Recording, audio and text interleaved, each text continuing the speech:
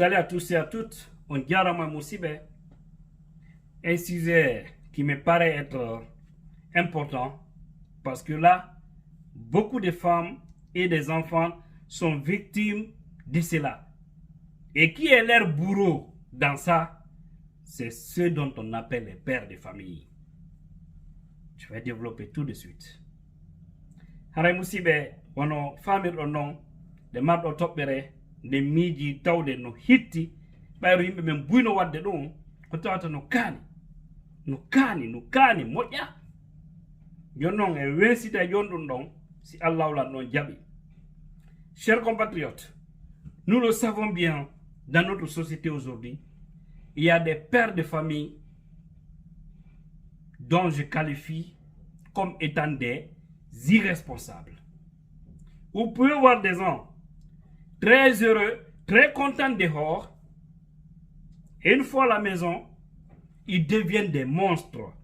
Ils ne sourient pas à leurs femmes, ils ne sourient pas à leurs enfants, ils viennent comme si c'était un commando qui est allé en guerre et qui a oublié son fusil, et on l'a pourchassé. De justesse, ils n'ont pas ôté la vie, ils reviennent avec cette situation-là.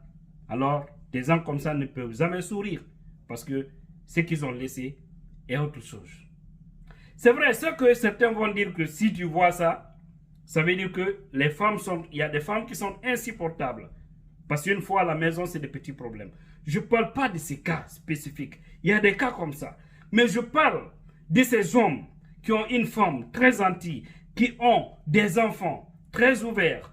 Mais une fois à la maison, il ne sourit à personne. Il vient, il ne salue même pas. Ou des fois, il vient, bonjour, bonsoir. Quand les enfants l'approchent, quitte ici, va là-bas. La femme, pas de belles paroles. Il ne parle pas bien à sa femme. Même si sa femme lui salue, bonjour monsieur, ou bien bonsoir, monsieur X, bonsoir. C'est comme s'il y avait un crédit entre les deux.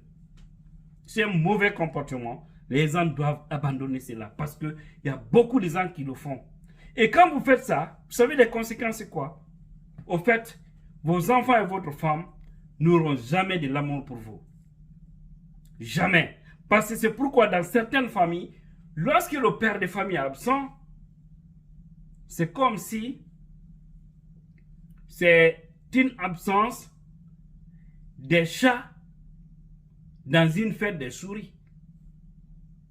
Vous imaginez comment les souris vont danser là-bas, Kai Maman.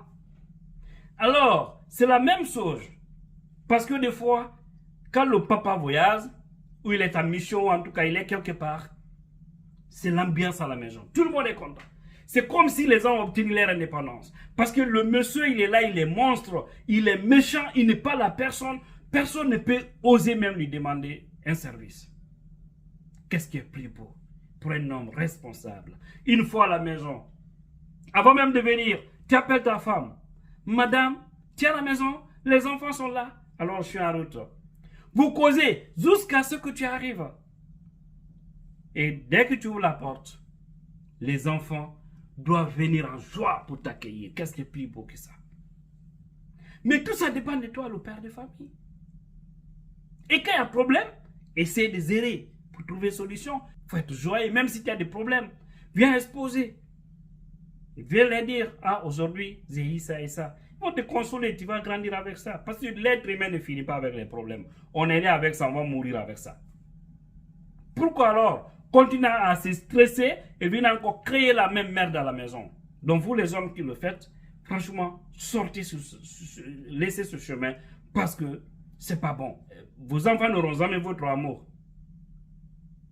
Parce que vous voyez dans des familles, je vous dis, si le père n'est pas là, c'est la joie. Qu'est-ce qui est plus beau? Quand tu voyages, tes enfants, ta femme, doivent avoir ta nostalgie. Mais si eux, ils sont contents, en tant que toi, tu n'es pas à la maison, dis-toi qu'il y a un problème. Essaye de revoir. Voilà. Aimer sa femme, ses enfants, jouer, blaguer avec eux, ne veut pas dire qu'ils ne vont pas te respecter. Il y a toutes choses, il y a la limite. La femme doit savoir jusqu'où elle doit aller vis-à-vis de son mari. Et tout comme aussi les enfants. Ils doivent savoir que oui, aujourd'hui mon mari est content, ou bien mon père est content, demain non, il n'est pas content. Qu'est-ce qui se passe? Mais si toi, tous les jours, c'est la même chose, ça doit changer. Ça veut dire que tu as un problème. Je parle de ça. Je sais qu'il y a certaines femmes aussi, elles ne donnent pas la joie de vivre à leur mari. Parce qu'une fois que tu es à la maison, c'est tous les jours les problèmes. Des faux débats, des fausses discussions, hein, des accusations, des jalousies. Où ça trouve que ton mari a quitté quelque part où il a eu vraiment des problèmes. Au lieu de lui soulager, la femme aussi commence d'autres problèmes. On connaît tout ça. Mais je parle de cet autre cas spécifique.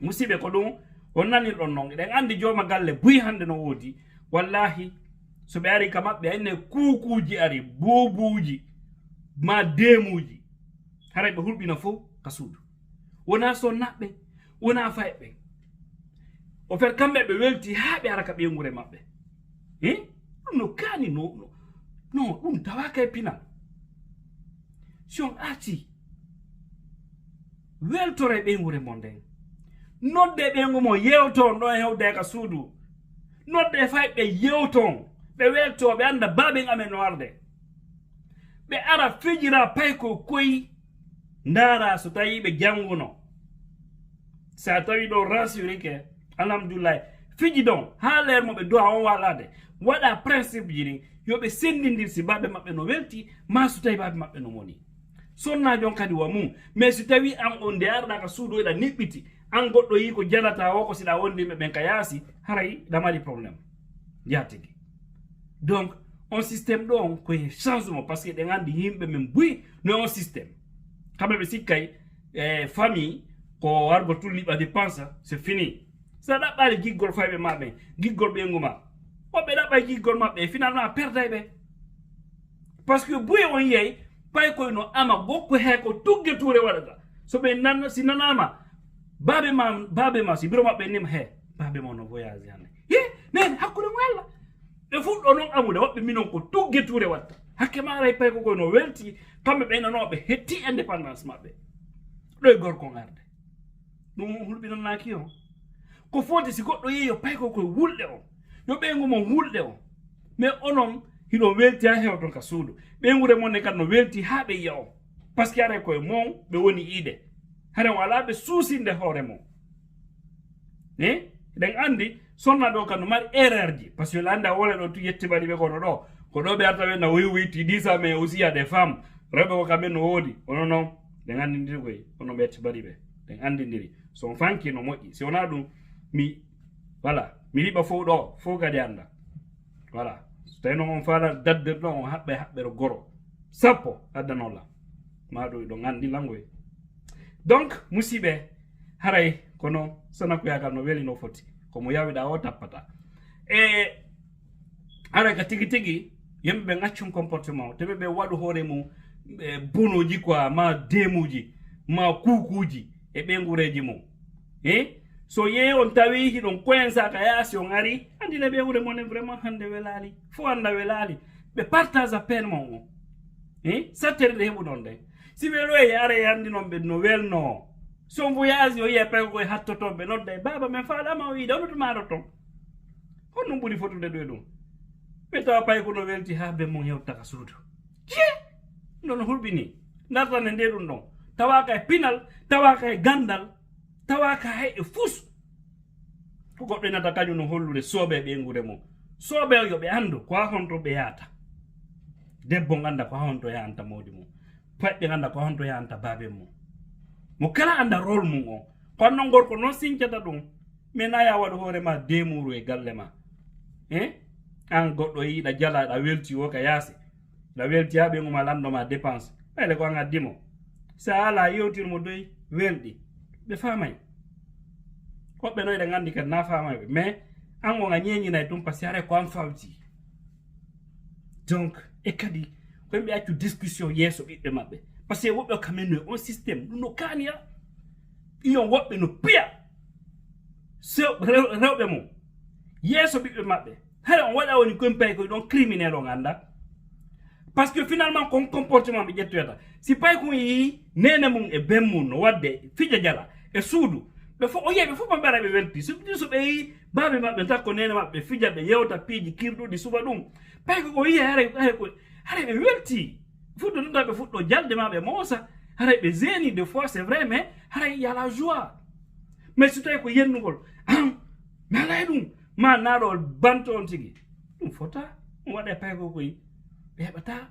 joie de vivre wata jangude hay so ɓe ka l'école maga alquran ɗum no hareno ko hakkille maɓɓe heɓe kadi ngal pinal par ce que woɓɓe kadi ko ɗum woni golle maɓɓe ɓe anda debbo no piye ha yeeso ɓe makko ɓe ma no yenna ay ɓe guma ko ɓa ɗum probléme o si fayi momɓe no ɗon famille kinen fo tawi fus waɗa waɗe was tawi fus waɗa hakkude mo jala noon ɓe fijiron ɓe so lottidi noon on ɗiɗo ko no andi no gerton ton minna noon nde yon herindir kadi juuɗe ma on ƴettidiran ala par ce que noon ka tawaka e piral si gasata mo kala no andi ko itti oya ɓay joni ko noon wiirte hara musidɓe itti ala kanko haɗo mi hatta ɗo andon tun e ma hoɓɓe ko change comportement ji ɗi yo piggal moƴƴa angal dankagol ɓeygu remu hay sa ala goɗɗum mi heɓanaɓe bete weltare angal noon kadi moƴƴa are noon Allah uddutu hakkilji yimɓe men buy